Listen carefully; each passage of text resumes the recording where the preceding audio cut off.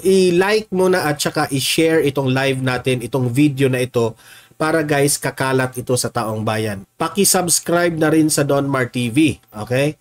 Inihayag ng isang House leader na mas tumitindi ang banta sa buhay ni Pangulong Ferdinand Marcos Jr. dahil sa pagkaantala ng impeachment trial ni Vice President Sara Duterte. Ayon kay House Assistant Majority Leader at Tingog Party List Representative Jude Asidre, hindi ito usaping politikal o legal kundi isang national security concern. Kamakailan inihayag ni Senate President Francis Chis Escudero na posibleng pagkatapos na ng State of the Nation Address o SONA ni PBBM sa Hulyo, mag-uumpisa ang impeachment trial ni VP Sara. Everyday na na-delay po itong trial na to, meron pong threat sa buhay ng ating Pangulo at nandin po rin ang kill threat sa First Lady at sa ating Speaker of the House.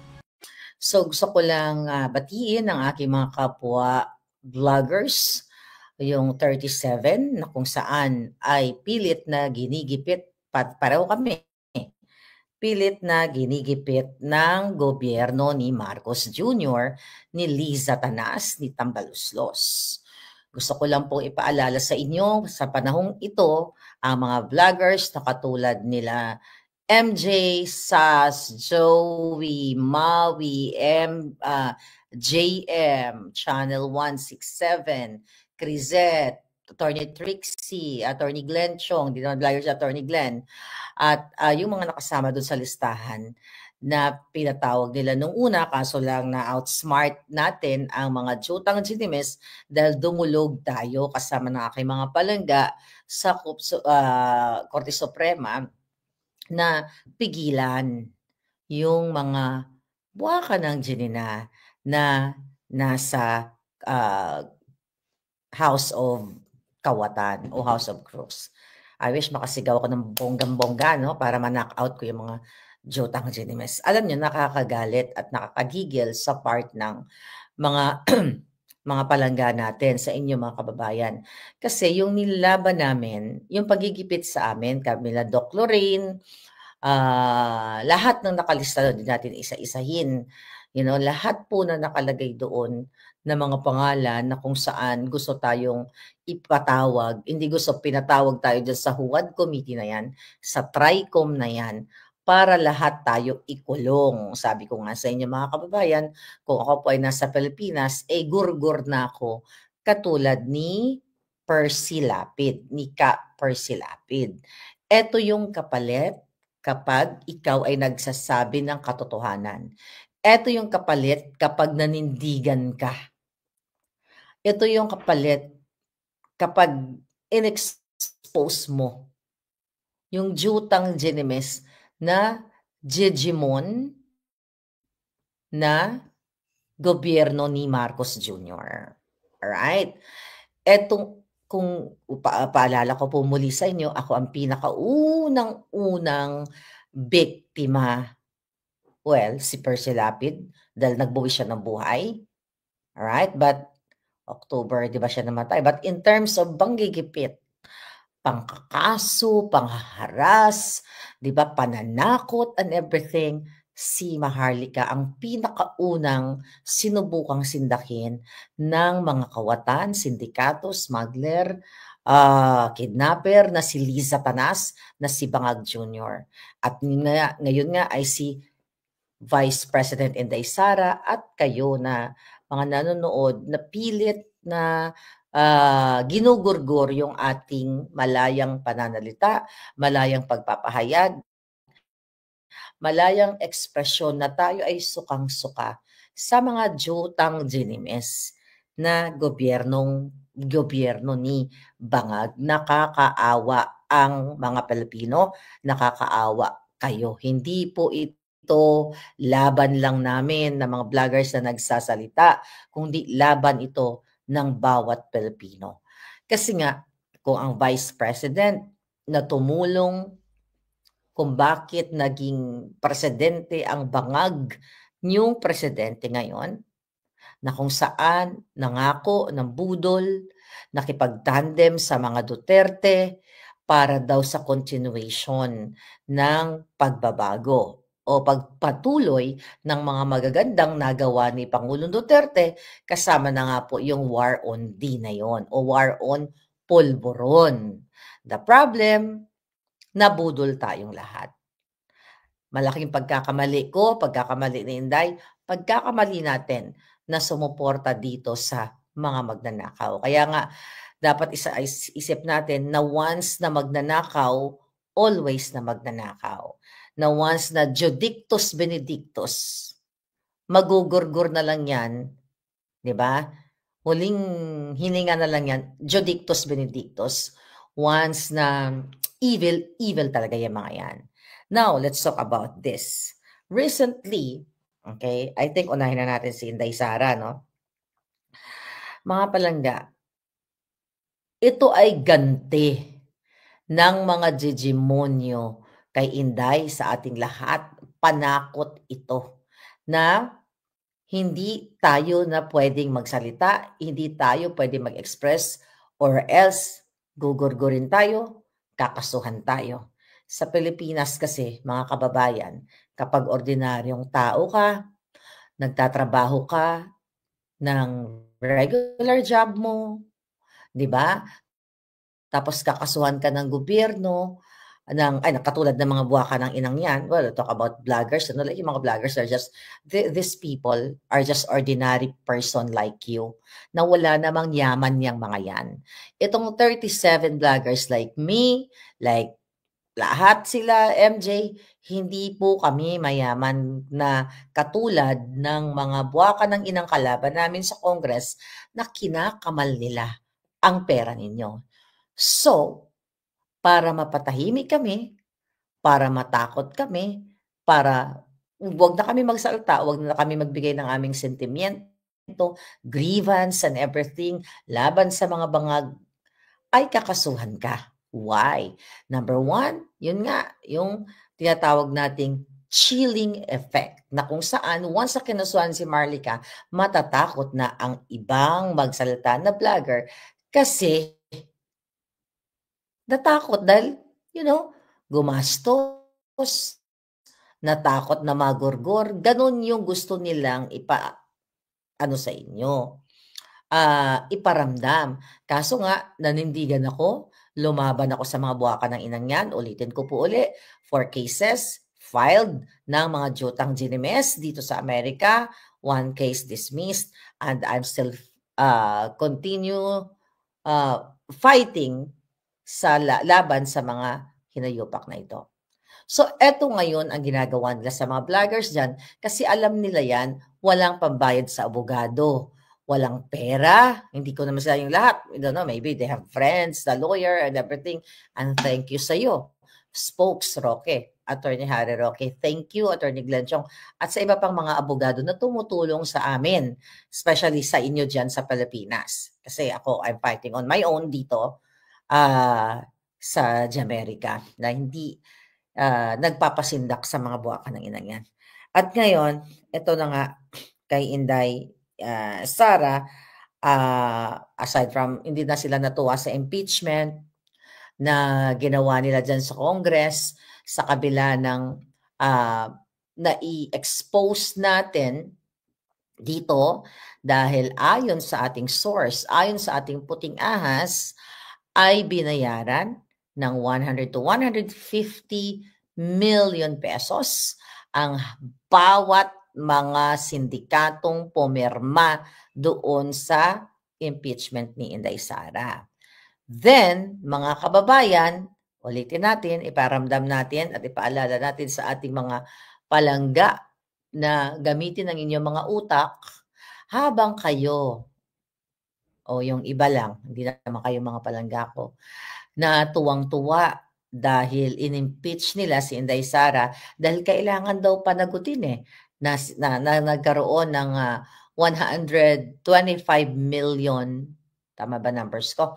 Okay, medyo ngarag 125 million pesos na binibintang kay Inday Sara about CF or confidential fund, which is walang basehan, puro kasinungalingan dahil ito ay pupawang kagagawan ni Lisa Tanas, ni Bangag para i-destroy ang isang Inday Sara Duterte. So kapalit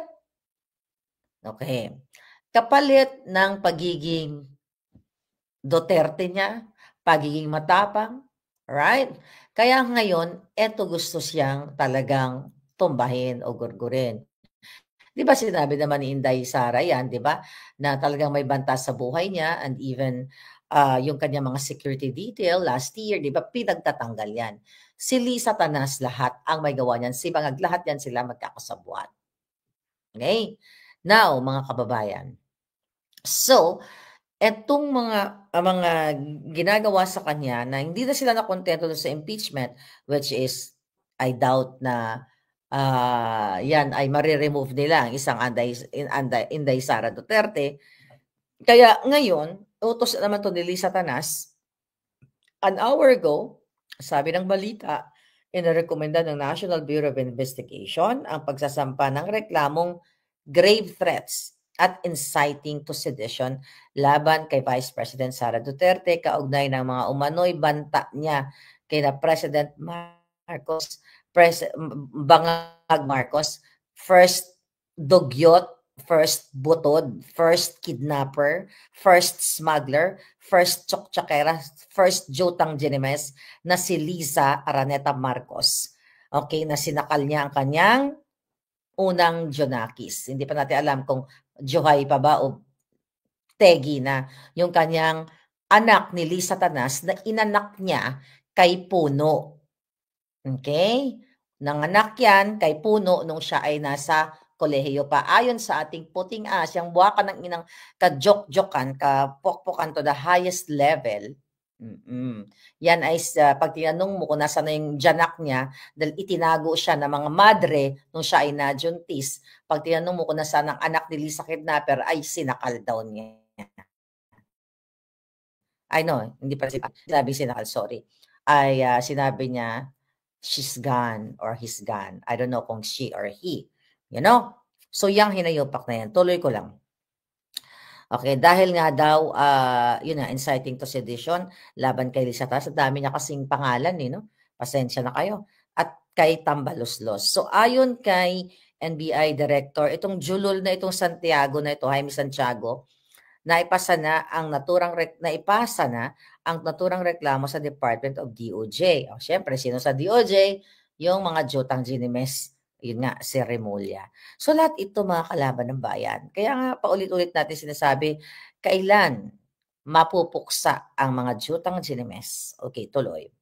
Matatandaang ipinasupina ng NBI ang bise para magpaliwanag hinggil sa mga naging pahayag niya. Nag-ugat ito sa pagbabanta ni Duterte, ni Vice President Inday Sara Duterte, na ipagurgor ang Pangulo. Yun na nga, si Lisa Tanas at yung Tambaluslos sakaling magorgor nila si Inday. So, yun. Sinampanan nila ng grave threat. Ulitin ko, it's the same thing, okay, na sinabi ni Lolo Trump dito na kapag may nangyari sa kanya, okay, yung particular na ano na yon, nasyon na yon, ay may inatasan din siya na not gurgurin, lipulin ang lahat ng mga taong yun. Huwag natin banggitin ang kanilang bansa, but alam nyo yun. Good afternoon, Christy Lever. All right. Yung comment niya, sige, babasahin natin lahat ng comment na yan. Mga palangga, paulit-ulit, napakarami ng mga abogadong nagpaliwanag, di ba, na nabanggit ni Inday Sara mga pananalitang yun dahil nga may threat sa buhay niya. Paano siya makakasuhan?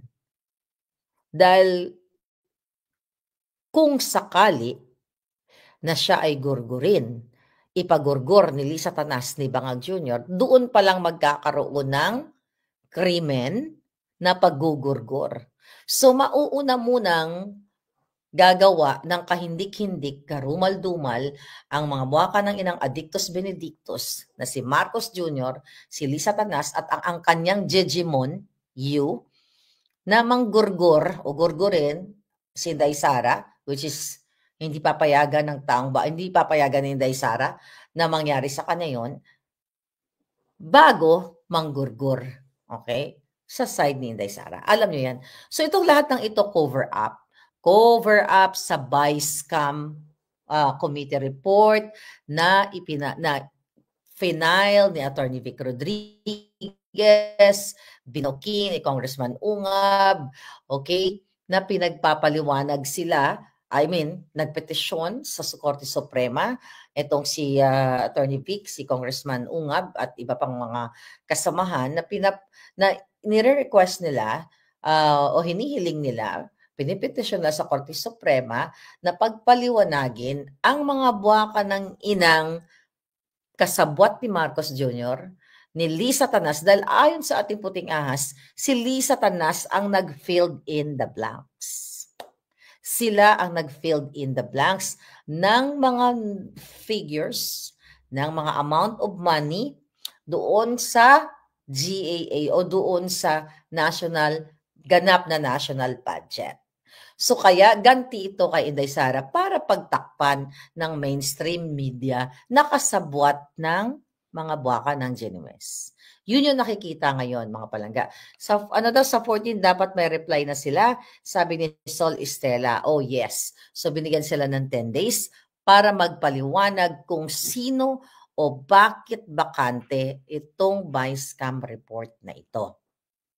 Yun mga palangga. So kailangan tirahin si Sara Duterte, kailangan gurgurin ang mga vloggers, lumabas, magpagawa ng kwento laban sa mga Duterte, laban sa inyo, laban sa amin, mga vloggers, para nga naman ma-cover up itong mga kajotahan ng mga jutang ginina. Alright? Yes, Helen Torres, thank you so much. Grabe ang mga bangag, sabi ni W. Lingayen. Gloria Villaronte, nahulaan ka ko, madam. Okay. Lahat po ng pangyayari ngayon na naranasan ng vloggers, naranasan ni Inday Sara, na naranasan ko, ulit-ulitin ko. 2023 pa lang po sinasabi ko na sa inyo at ito na nga yung nagaganap ngayon na hindi natin papayagan. Sabi ni Students Learning, Kuyang Ibis page was taken down. Ito na naman. 'Di ba? Kay MJ, kay Crizette. Ito nga yung gusto nilang gawin o yung ginagawa nila sa atin. Napatahimikin tayo. I-shut down yung mga ngangabels. Alam mo, darating ang panahon. Knock on wood, mga palangga. Pag hindi kumilos ang mga dapat kumilos para gurgurin sa administrasyon ang mga buwaka ng inang to,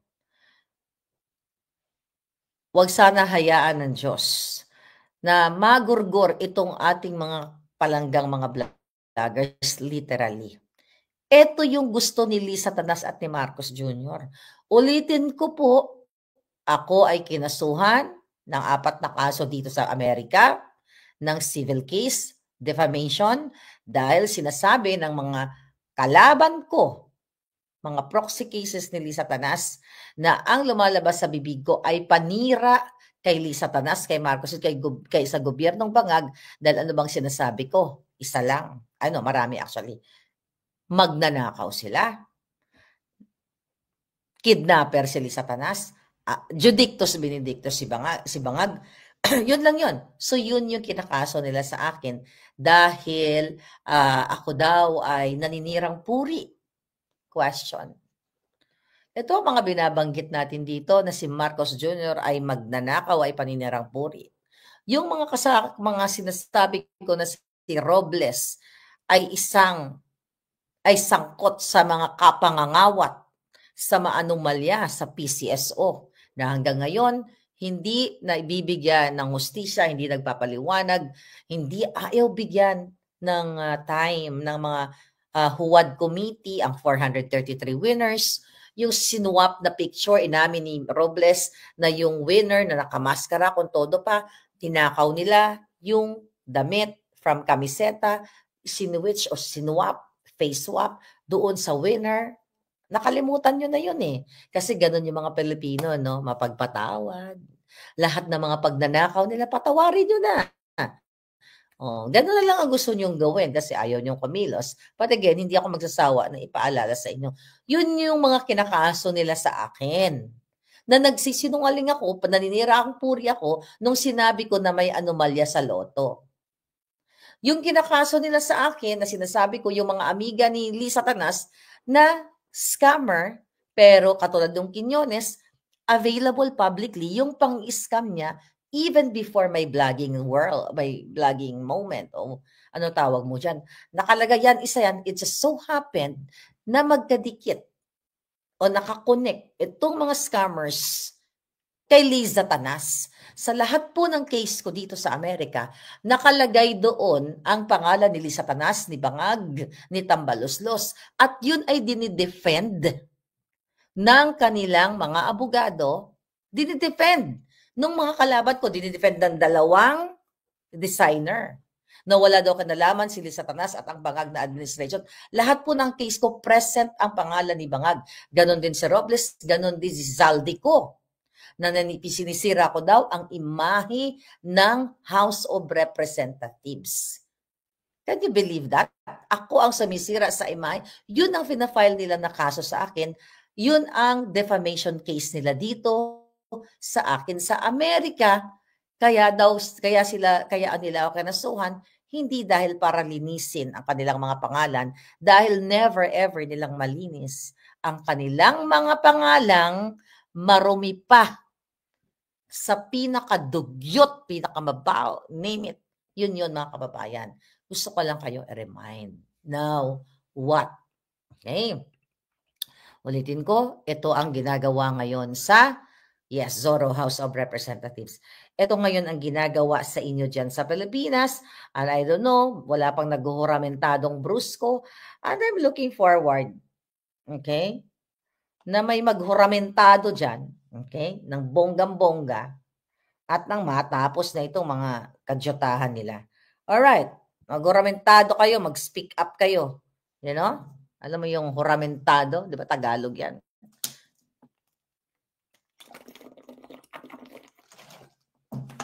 Okay. Punta na tayo sa kadyotahan ni Bangag. Alright. February 11 na ba ngayon sa Pilipinas? Yeah, 11 o magti-12 na. Alright. Nalo-lost, na ako, track sa time dahil, anyway. Ano ang importante sa inyo o anong mahalaga sa inyo? Ano ba title natin? Nagbibenta ng suka versus nagbibenta ng pulburon. Mag-comment lang kayo dyan. Okay, recently, nagdakdak na naman si Bangag. Siyempre, mga dinadakdak niya ay February 12 na. Okay, thank you, my Don. Sorry. Oh yeah, 12 na nga pala. Sorry. Yeah, 12 na nga pala. Nakikita ko nga pala sa ano. Anyway. So, nagsalita si Bangag Jr. Para i-promote ang kanyang alyansa para sa bagong Pilipinas. Ayan, nagkaroon sila ng proclamation rally para sa Bugo. Okay, actually dapat nila ginagamit ang pangalan Pilipinas.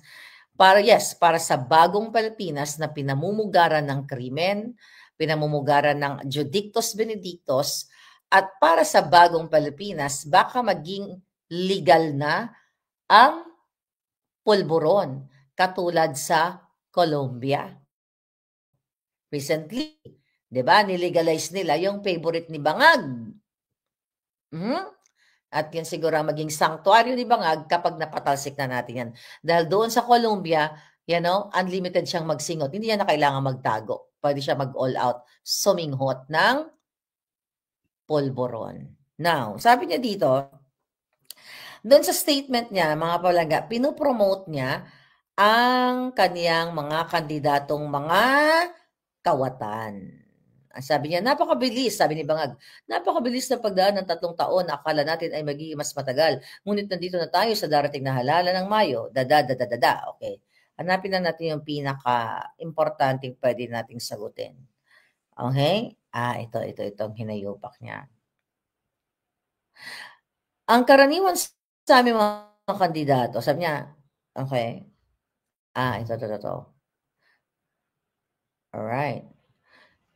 Huwag po natin kaligtaan ang halos 18,200 local executives. Wag na to. Basta ang pinagmamalaki niya dito, yung kanyang mga kandidato, alright, ang mga kanyang mga bangag na candidates para sa Senado na ito daw ay walang mga subok na, matagal nang nagserbyo sa publiko. Ayan. Tapos sabi pa itong nakakatawa to si Bangag, sabi niya, naaawa rin po kung minsan, sabi niya, naaawa rin po kung minsan sa ating mga katunggali dahil nagmamakaawa para makakuha ng malalakas at magagaling na kandidato. Di tulad ng iba, kakarampot lang ang kandidato. Alam mo, bangag, okay? Mas nakakaawa ka. Unang-una, uncontrollable o involuntary, okay? Ano pala? Yes. Nawala ako. Okay. Uncontrollable ang iyong pagnanakaw. Okay? Unang-una, ang iyong mga alyansa dito ay walang habas na nagnakaw nung nakaraan ng pamumuno nila at nung noon pa, nung sila ay pumasok sa politika, katulad ng pamilya mong Kawatan. Kaya wag mong ipagmalaki na nakakaawa yung iba dahil wala kang alam kung di suminghot. Sabi ni Bangag, dito po buo kami, hindi lamang buo sa numero, ngunit buo ang loob para ipaglaban ang kapakanan ng bawat Pilipino at ng buong Pilipinas. So nagpalakpakan naman ang mga bangag. Hindi totoo na buo ang mga buwakan ng inang ito. Dahil ang utak nila hindi buo. Sabog. Okay? Sabog dahil si bangag ay wala sa ayos dahil ang kanyang neurons ay bangag. So hindi totoong buo ang Jotang Ginemes na ito.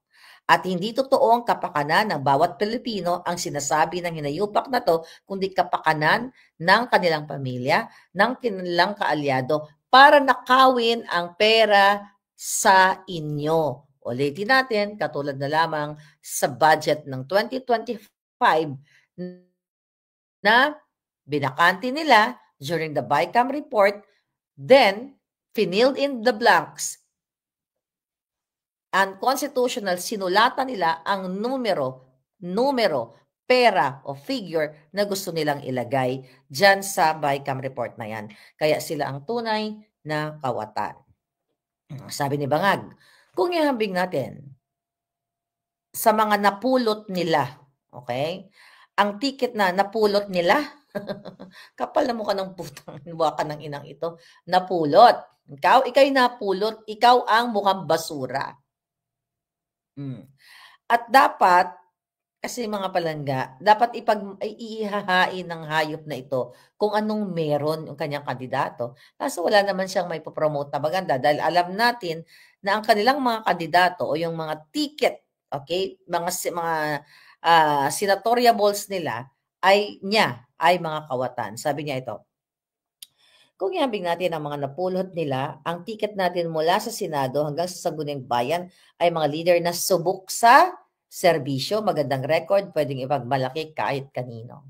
Julul, ang inyong mga kandidato o ang iyong kandidato Bangag ay subok sa pagnanakaw at nakakarimarim na record at hindi mo pwedeng ipagmalaki dahil alam ng taong bayan na mga kaalyado mo kung hindi adictus benedictus, kawatan, jijimonyo, kidnapper na katulad mo. Next, sabi ni Bangag, kung kilatisin natin ng isa-isa, ko lang pala, baka marinig tayo. Okay, narinig ko yung kapitbahay, nagpakatingkad ng kanilang kakayahan at ang mga, pambato para sa pagbabago. Okay, pagbabago ng pagdugyot ng ating bayan. Ito yung gusto niyang sabihin. At kapag sabi niya, wait a minute, dali lang. Sorry. Okay? Umulan kasi dito kanina. Kaya nabasa ako ng ulan. Nabasa kami ng ulan. Alright. Sabi ni Bangag, ito, yung mga pambato daw niya. Diyos ko, patakinan to. Sabi niya, wala po sa ating kandidato ay veteranong senador. Palitan ko na lang, matagal ng senador. Kasi kapag veterano, baka akalain nilang luma. Hindi lang luma, kundi matanda. Anong issue niya sa matanda? Imagine mo, bilang isang pangulong, well, ano expect natin? Bangag. So, bakit may issue siya sa matanda? Kung di luma, kung di matanda. So, parang very negative, di ba? As a president, you're not supposed to say that. Kay matanda yung kandidato, kung ito ay matalino, may pagmamahal sa bayan, age doesn't matter, ika nga. Pero dahil the moment na nagsalita si Bangag dyan sa lawag, ay talagang inatasan na siya ni Lisa Tanas na sirain ang mga kandidato ni Pangulong Duterte. Although hindi ko lahat sinusuportahan ang mga kandidatong inangat ni Pangulong Duterte, but magninilay ako, titignan ko, okay, na kailangan din suportahan dahil sa demonyong ginagawa ni Bangag. Okay? Okay, sabi nito mga palangga, kesa naman dito sa sa mga kandidato niyang mga kawatan. Sabi ni Bangag, narito po ang mga senador. Isa-isa natin yung mga kandidato niya. Cayetano, okay? Si Cayetano, si Pia ito, 'di ba? Kapatid ni Alan na noong 2016, mga kababayan, mismo sinabi ni Alan Cayetano, na kapatid ni Pia Cayetano, na ultimong oras, minuto during the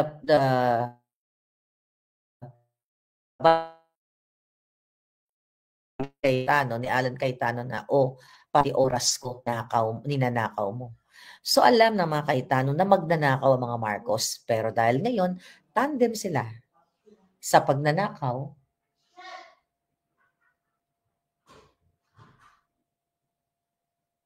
Okay. Sino ba yun? Makasama ko ba yun? Okay, nagising sila. Okay, nagising sa bunganga ako. Alright, mga palangga. So dahil tandem sila sa pagnanakaw, ngayon magkakasundo na sila. Alright, si Lacson, remember Lacson? Si Lacson lang naman ang nag-expose sa mga kawatan dyan sa Bureau of Customs. Katulad nila Viner Bakiran, na ngayon ay magkakasabwat na kasama si Michael Ma.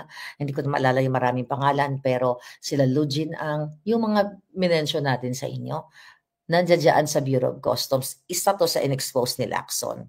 Pero dahil tandem ay magkakasundo sila ngayon sa pagnanakaw sa kaban ng bayan, sama-sama na sila. Alright, next, si Lapid.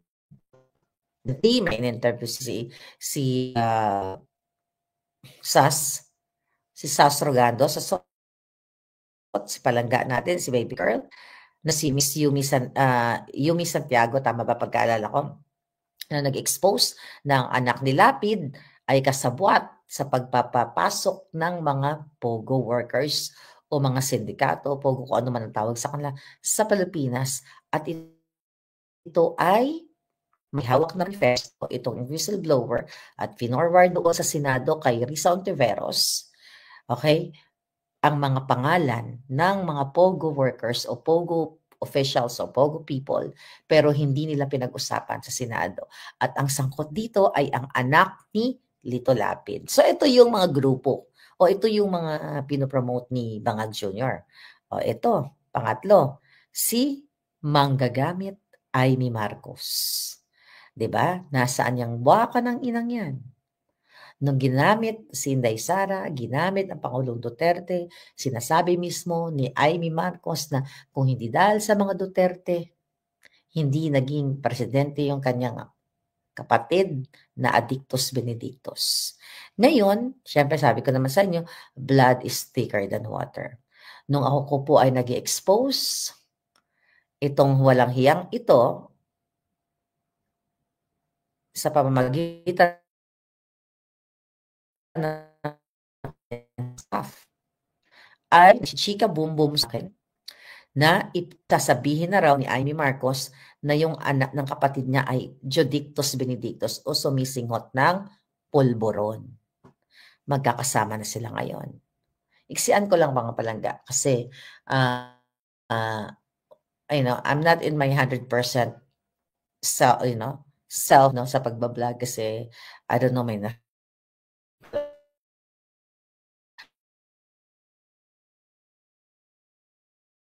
kung di ko to bahay, nawala na. Okay, now, si Pacquiao. Remember Pacquiao noong 2022? Inaway ko nga to eh. Binolja ko nga to eh. Dahil sinabi ni Pacquiao na ipapakulong niya si Imelda kapag siya naging presidente dahil naniniwala si Pacquiao na magnanakaw ang mga Marcos. And now, kasama na ni Pacquiao ang magnanakaw. Na si Pacquiao ay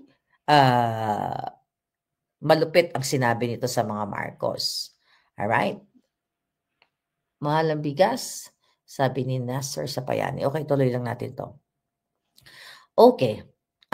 Pag nasa bahay na ako, I'm not really happy pag nadidistract ako kasi hindi ko nabibigay yung sabi ko nga sa inyo 100% ng personality ko, personality impact. Alright?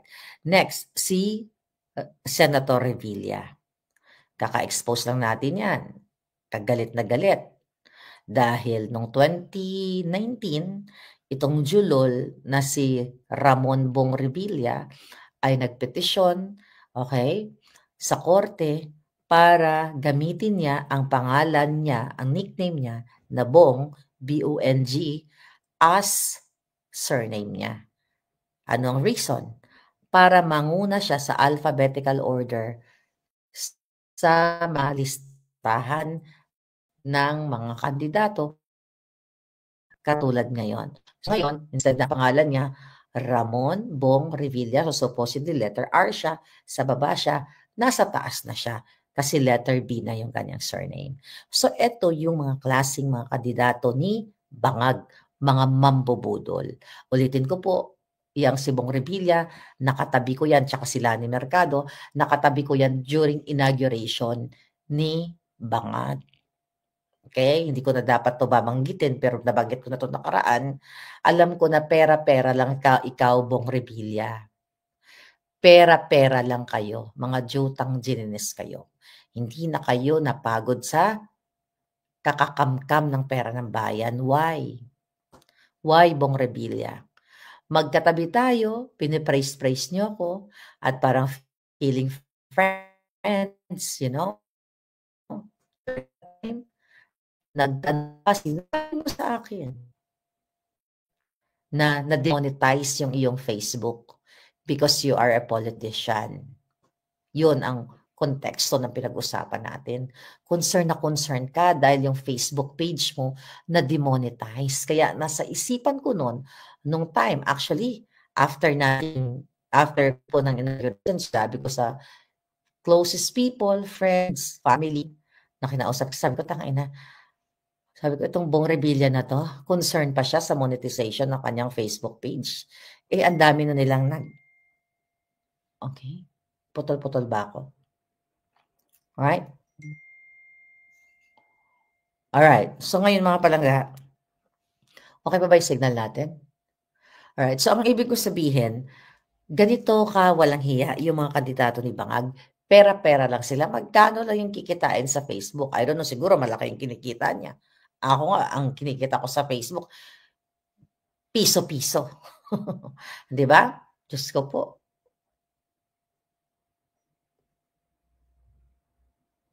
Okay, sino ba yung mga nagsisend? Yan, ang daming sinisend. Okay, okay lang ba yung ating signal? Sorry, may nagsisend kasi na potol-potol daw ako. Okay, sino pa? Si Revilla. Si Soto, ang tagal-tagal na yan dyan. Ano bang nagawa niyan sa bayan? Okay, si Tolentino, ayan, dating Dilawan. Ito na, bilisan ko lang. Okay. Well, wag natin pa, ito. Ito na. Si Tulfo, si Erich, Sylvester Tulfo. Remember si Eric Sylvester Tulfo? Nagnakaw ng identity. Ayun, si Erwin Tulfo ay ninakaw niya ang identity ni Erich Sylvester Tulfo dito sa Amerika.